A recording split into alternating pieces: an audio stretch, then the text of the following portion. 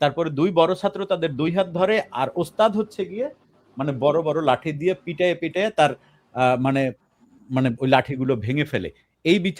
এই বিচারটা ওখানে হয়। আমি যদি ভুল বলি তাহলে একটু আপনারা বললেন যে না আপনার এখানে কোথাও ভুল হচ্ছে। এবং এইটি এই ধর্ষণের পরিমাণ সবচাইতে বেশি। অর্থাৎ শিক্ষকের দ্বারা ছাত্র যতটা না ধর্ষণ হয়, তার থেকে বড় ছাত্রদের দ্বারা ছোট ছাত্ররা বেশি ধর্ষণের শিকার হয়। কিন্তু অত্যন্ত পরিতাপের বিষয় সেটি হচ্ছে এই ঘটনাটি কিন্তু সামনে একদমই আসে না।